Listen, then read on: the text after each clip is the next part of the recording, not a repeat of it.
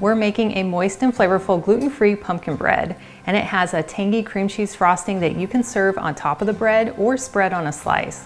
The all-natural bread can be made with a variety of flour, but I'm showing you how to make it with my favorite combo for the best flavor. Hello, my name is Nicole Bonilla, and if you love healthier recipes to our favorite foods, then you are in the right place. To make this really easy pumpkin bread, we are going to start with pumpkin, and you'll want a 15-ounce can of pure pumpkin, which is different than pumpkin pie filling. So in our large mixing bowl, we're going to add 15 ounces of pure pumpkin. Now you're welcome to jot down these ingredients as we go along, or you can click on the link that's in the video description below, and that will take you to the recipe with all the details. Next, we're going to add 3/4 of a cup of cane sugar, but you could use regular sugar if you like, and 1/3 cup of avocado oil, but you could also use light olive oil or coconut oil, and then 2 teaspoons of vanilla extract. And for some extra flavor, we're going to add 1/8 of a teaspoon of maple extract. And a little goes a long way. Then we'll add 2 eggs, and then we'll just whisk this together until well combined. Now my favorite combination of gluten-free flour is to use oat flour, almond flour, and a little bit of gluten-free flour. Now the oat flour gives it a really delicious earthy flavor. The almond flour gives it a subtle nutty flavor as well as extra moisture. And then adding a little bit of a fine gluten-free flour just gives the bread a better texture. Now on this recipe on my website, I include a section called Ingredients and Substitutions, and I have a table on there that lists out all the different flours that you can use as well as their measurements. And I include using an all-purpose flour if you don't need gluten-free. Now for the oat flour, you could use store-bought, or you could just grind your own from either some old-fashioned oats or some quick oats. All you have to do is put them in your high-speed blender for about 20 seconds. So we're going to add 1 cup of oat flour, 1 cup of almond flour, and 1/4 cup of gluten-free flour. Now you can also use tapioca starch or all-purpose flour for this instead. And then we're going to add 1½ teaspoons of baking powder, 1/2 teaspoon of baking soda, 1 teaspoon of cinnamon, 1 teaspoon of pumpkin pie spice, and 1/2 teaspoon of salt. And we'll just dump those right on top. Then we'll just take our whisk and mix it all together.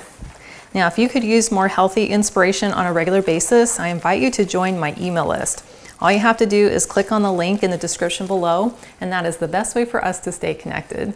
Now I have this thick, beautiful, and incredible smelling pumpkin bread batter. And then I've just taken my bread pan and lined it with a sheet of parchment paper, because that makes it really easy for getting the bread out of the pan. And then I just gave it a really light spray with some nonstick on the ends.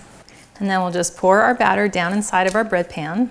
And we'll just spread that out nice and even and give it a few taps to knock out any air bubbles. Now you have several options for the top of your pumpkin bread. You could just leave it plain, which is delicious, or you can sprinkle on some of these pepitas or pumpkin seeds. I think they're really delicious, beautiful, and add a tasty crunch on top of the bread.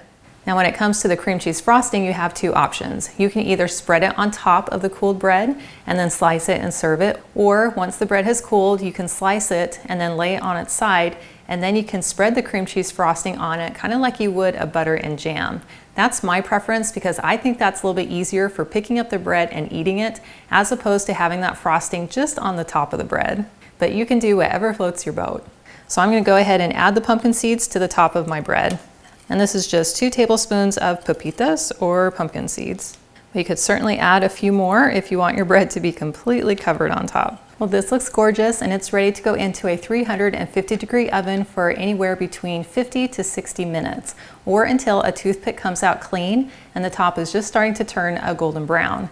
And I have found that if I lower the rack in my oven and then put my bread in, it does help the bread cook a little more evenly. And then the top doesn't become too brown before the inside has baked through. Now to blend together our cream cheese frosting, I'm going to use the chopper cup with my immersion blender, but you could use any blender or mixer or beaters that you like.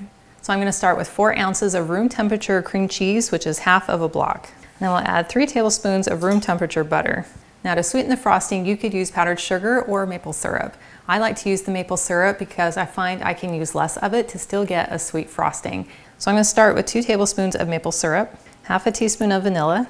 Then to enhance the tanginess, I'll add 1/2 teaspoon of lemon juice. And then I'll just put on the lid and blend until smooth. That looks great. Now is an excellent time for a pinky test. That is delicious. Has just the right amount of tang and sweetness, but you could certainly add another tablespoon of maple syrup if you think it needs to be a little bit sweeter. And then we can set this aside until our bread is baked and cooled. Well, here's a loaf that I baked earlier and allowed to cool on my counter, and it is gorgeous. And I can just easily lift it up and out of the pan and onto my cutting board. Now you could certainly leave this in the pan and just spread your frosting over the top, but I prefer to slice mine first and then spread on the frosting. So I'll go ahead and slice off the end. Oh, that looks so beautiful. Put that on my plate and then spread on a little bit of that cream cheese frosting. Oh yeah, and it is ready to enjoy.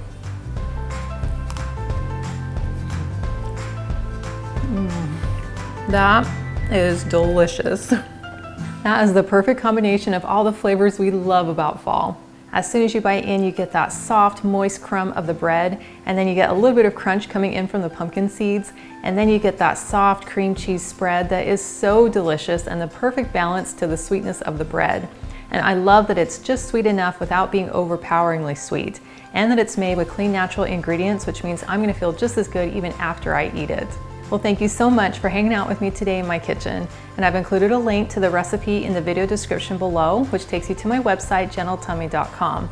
And I also invite you to like and subscribe to my channel if you haven't already. And I cannot wait to have you hang out with me again in my kitchen.